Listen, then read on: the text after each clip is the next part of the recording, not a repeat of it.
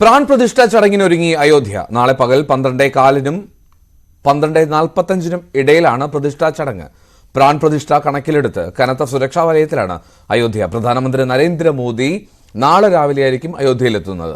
PRAN പ്രതിഷ്ഠയ്ക്ക് ശേഷം ദർശനം നടത്താമെന്ന കണക്കുകൂട്ടലിൽ ആയിരങ്ങൾ നഗരത്തിലേക്ക് എത്തുന്നുണ്ട്. രഞ്ജിത്ത് രാമേന്ദ്രന്റെ റിപ്പോർട്ടിലേക്ക്. പ്രാൺ പ്രതിഷ്ഠയ്ക്ക് ഒരേ ഒരു ദിവസം, ഇന്നൊരു ദിവസം മാത്രം ബാക്കി നിൽക്കുമ്പോൾ അയോധ്യ അതിന്റെ പൂർണ്ണ ഒരുക്കങ്ങളിലും സന്നാഹങ്ങളിലുമാണ്. നമ്മൾ ഈ തൊട്ടുപുറകിൽ കാണുന്ന ക്ഷേത്രത്തിൽ ഇപ്പോഴും പൂജാ ചടങ്ങുകൾ പുരോഗമിക്കുന്നുണ്ട്. ശ്രീരാമന്റെ വിഗ്രഹം കഴിഞ്ഞ ദിവസം 2 ദിവസം മുമ്പ് അവിടെ സ്ഥാപിച്ചിരുന്നു. അന്ന് മുതലുള്ള പൂജാ ചടങ്ങുകൾ നടക്കുന്നുണ്ട്. ശ്രീകോവിലിൽ നിരവധി താന്ത്രിക വിധി പ്രകാരമുള്ള പൂജ പുരോഗമിക്കുന്നു. നാളെ മാത്രമേ പ്രധാനമന്ത്രി നരേന്ദ്രമോദി അയോധ്യയിലേക്ക് എത്തൂ എന്നുള്ള ഏറ്റവും പ്രധാനപ്പെട്ട വിവരവും ഉണ്ട്. നാളെ 10:50-നുള്ള ഫ്ലൈറ്റിലാണ് അദ്ദേഹം ഇവിടെ എത്തുക. പ്രത്യേകിച്ച് ചാർട്ടർ ചെയ്ത വിമാനമാണ്. അതിനുശേഷം അദ്ദേഹം ഈ രാംപഥിലേക്ക് എത്തും എന്നുള്ള വിവരങ്ങളുമാണ് പുറത്തു വരുന്നത്. അയോധ്യയിൽ ആഘോഷങ്ങൾക്ക് ഒട്ടും കുറവില്ല. വലിയ ആഘോഷ പരിപാടികളിലാണ് അയോധ്യ. ആഘോഷങ്ങൾക്ക് ഒട്ടും കുറവില്ലാത്ത രീതിയാണ്. കാരണം രാംപഥിലും ലതാ ചൗക്കിലും മറ്റും നിരവധി ഭക്തജനങ്ങൾ തമ്പടിച്ചു നിൽക്കുന്നുണ്ട്. അവർ ആഘോഷ പരിപാടികൾ നടത്തുന്നു. ഒപ്പം ഈ രാമക്ഷേത്രത്തിൽ പ്രവേശനമില്ല എങ്കിൽ പോലും ഇതിന് മുന്നിൽ ആളുകൾ രാവിലെ മുതൽ എത്തുന്നുണ്ട്. വലിയ കനത്ത കാറ്റും ശീതക്കാറ്റും മഞ്ഞും ഒക്കെ ഉണ്ടെങ്കിൽ പോലും ഇതിനെയൊക്കെ അവഗണിച്ചാണ് രാമഭക്തരായ നിരവധി ആളുകൾ കഴിഞ്ഞ കുറേ ദിവസങ്ങളായി ഇങ്ങോട്ടേക്ക് എത്തുന്നത്. നമുക്കറിയാം, 23-ന് മാത്രമാണ് പൊതുജനങ്ങൾക്ക് പ്രവേശനം ഉണ്ടാവുക. ഇന്നലെ 20, 21, 22 തീയതികളിൽ പ്രവേശനം പൊതുജനങ്ങൾക്കില്ല. ഇന്നു മുതൽ ചാർട്ടേഡ് വിമാനങ്ങളിൽ അതിഥികൾ പലരും ഇപ്പോൾ ലക്നൌവിൽ എത്തിയിട്ടുണ്ട്. ലക്നൌവിൽ താമസ സൗകര്യം ഒരുക്കിയിട്ടുണ്ട് പലർക്കും. ചാർട്ടേഡ് വിമാനങ്ങളിൽ VVIPകളായുള്ള അതിഥികൾ ഇങ്ങോട്ടേക്ക് എത്തും. കേരളത്തിൽ നിന്നുള്ള സംഘം ഇന്നലെ ഇവിടെ എത്തിയിരുന്നു. 24 അംഗ സ്വാമിമാരുടെ മറ്റാളുകൾ ഇന്ന് എത്തുമെന്നുള്ള വിവരങ്ങളാണ് ഇപ്പോൾ പുറത്തു വരുന്നത്. അങ്ങനെ പ്രൗഢഗംഭീരമായ വലിയ ഒരു ചടങ്ങിനുള്ള രീതിയിലാണ് രാമപട്ടാഭിഷേകത്തിനുള്ള ഒരുക്കത്തിലാണ് അയോധ്യ സർവാഭരണ വിഭൂഷിതയാണ്. പുഷ്പാലങ്കാരങ്ങൾ കൊണ്ട് നമുക്ക് ക്ഷേത്രത്തിൽ കാണാം. ഗംഭീരമായ പുഷ്പാലങ്കാരങ്ങൾ കൊണ്ട് രാജ്യത്തിന്റെ വിവിധ ഭാഗങ്ങളിൽ നിന്ന് വന്ന പുഷ്പങ്ങൾ കൊണ്ട് അലങ്കരിച്ച നിലയിൽ കൂടിയാണ് അയോധ്യ. അങ്ങനെ എല്ലാ തരത്തിലും അയോധ്യയിൽ ഒരുക്കങ്ങൾ പൂർണ്ണമാണ്. നമുക്ക് ഓരോ നിമിഷവും പ്രേക്ഷകരിലേക്ക് വിവരങ്ങൾ എത്തിക്കാം. ഞാനും പ്രശാന്ത മംഗലശ്ശേരിയും അയോധ്യയിൽ തുടരും. രാമപട്ടാഭിഷേകത്തിനൊരുങ്ങുകയാണ് അയോധ്യ. സർവാഭരണ വിഭൂഷിതമായി സർവം തികഞ്ഞാണ് നഗരത്തിലെ ഓരോ വീഥികളും. 55 രാജ്യങ്ങളിൽ നിന്നുള്ള VVIPകളെ സ്വീകരിച്ച് ആനയിക്കുകയാണ് നഗരം.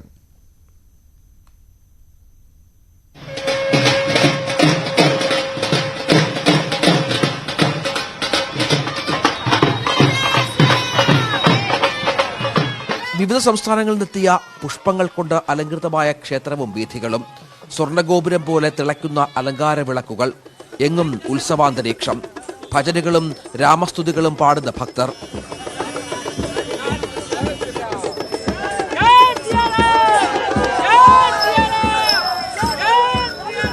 ക്ഷേത്രങ്ങളിൽ പ്രഭാഷണ പരമ്പരകളും അന്നദാനവും. അയോധ്യ അക്ഷരാർത്ഥത്തിൽ രാമപട്ടാഭിഷേകത്തിനുള്ള കളമൊരുക്കലിലാണ്.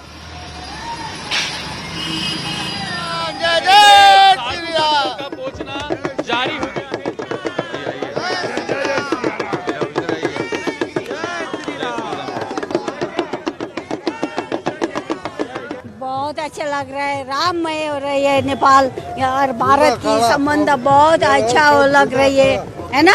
अभी ऐसा प्रकार रिलेशन है हमारी नेपाल और भारत की रिलेशन और अच्छा हो जाए. सदियों से हमारा ये रोटी बेटी का रिलेशन है ना.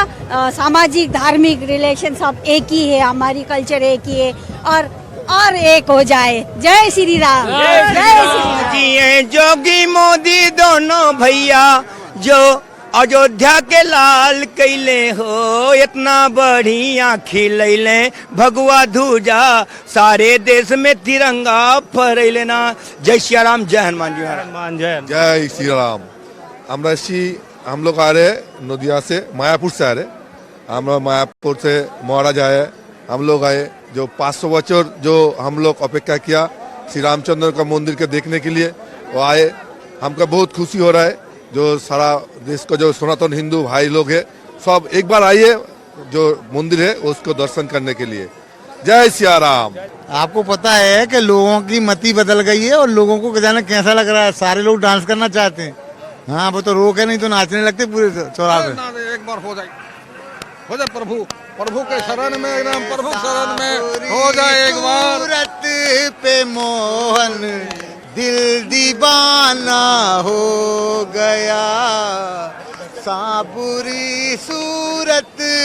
मोहन दिल दीवाना हो गया, अरे दिल दीवाना हो गया, मेरा दिल दीवाना हो गया.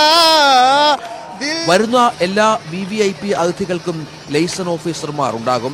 55 രാജ്യങ്ങളിൽ നിന്നും 100ഓളം പേരെയാണ് ക്ഷണിച്ചിട്ടുള്ളത്. സുരക്ഷാ ചുമതല SPG ഏറ്റെടുത്തു കഴിഞ്ഞു. കൂടാതെ റെഡ് സോണിലും യെല്ലോ സോണിലും SSFന്റെ 1400 പേരടങ്ങുന്ന സംഘവും. പ്രശാന്ത് മംഗലശ്ശേരിക്കൊപ്പം രഞ്ജിത്ത് രാമേന്ദ്രൻ, അയോധ്യ. അയോധ്യ നഗരത്തിന്റെ നിർമ്മാണ ജോലികളിൽ പലതും സേവനമായി കണ്ട് ഏറ്റെടുത്തിരിക്കുന്നവർ നിരവധിയാണ്. രാമജന്മഭൂമിയിലെ കർമ്മങ്ങൾ സൗഭാഗ്യമായി കാണുന്നവർ, ക്ലീനിംഗ് ജോലിയും അത്തരത്തിൽ ചെയ്യുന്നവരുണ്ട്. അതിൽ ഒരു കാഴ്ചയിലേക്കാണ്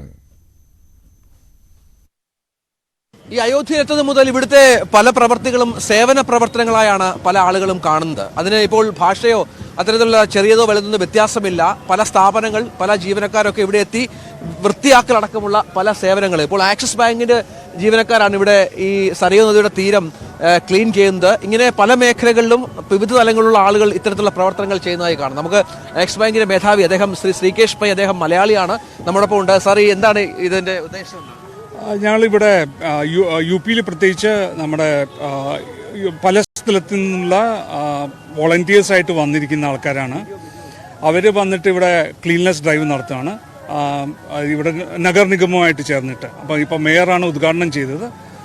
ഒരു 100ഓളം പേര് ആക്സിസ് ബാങ്കിലെ വിവിധ ശാഖകളിലുള്ള ആൾക്കാരാണ് ഇവിടെ വന്നിരിക്കുന്നത്. അപ്പോൾ ഇന്ന് ഞങ്ങൾ മൊബൈൽ ATM കൂടെ ഇന്ന് ഉദ്ഘാടനമുണ്ട്. 2 കാര്യങ്ങളാണ് ഇന്ന് നടന്നുകൊണ്ടിരിക്കുന്നത്. വിവിധ സ്ഥലങ്ങളിൽ പോകുന്നുണ്ടല്ലേ? ഈ ഘാട്ടുകളിൽ മൊത്തം നമ്മൾ ഇന്ന് ക്ലീൻ ചെയ്യാനാണ് ഉദ്ദേശിക്കുന്നത്, രാവിലെ ഉച്ചയ്ക്കായിട്ട്.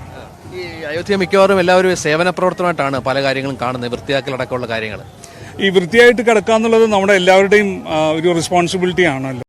അപ്പോൾ അതിൻ്റെ ഭാഗമായിട്ട് നമ്മളും as A responsible corporate citizen നമ്മളും ഇതിൻ്റെ ഭാഗമായിട്ട് ചെയ്യാൻ. അപ്പോൾ ഞങ്ങൾ അന്വേഷിച്ചപ്പോൾ ഇത് എല്ലാവരും വന്നു ഇവിടേക്ക്. അപ്പോൾ എല്ലാവരും വോളണ്ടറിലി ഇവിടെ വരാൻ താല്പര്യപ്പെട്ടു. അങ്ങനെ വലിയ സഹകരണമുണ്ട്, വളരെ വലിയ സഹകരണമുണ്ട്. അവരെല്ലാവരും ഇങ്ങനെ ഒത്തുചേരാൻ തീരുമാനിച്ചു.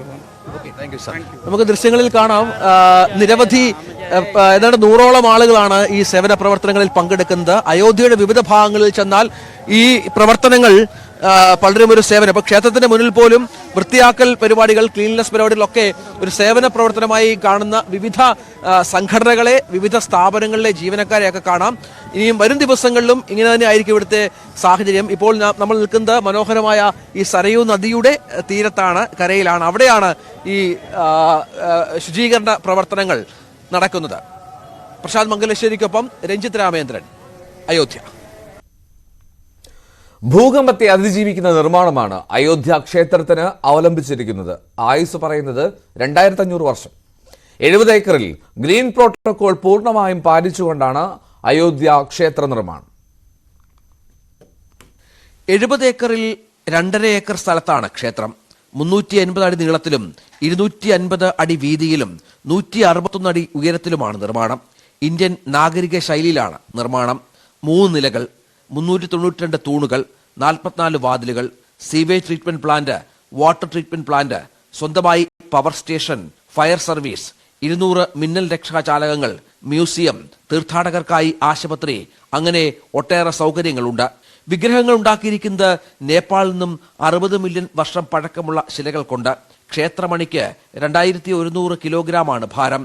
ശബ്ദം 15 കിലോമീറ്റർ അകലെ വരെ കേൾക്കാം. കൂടാതെ 2000 അടി താഴെയായി ക്ഷേത്ര ചരിത്രം എഴുതിയ ചെമ്പ് തകിടും കുഴിച്ചിട്ടുണ്ട്.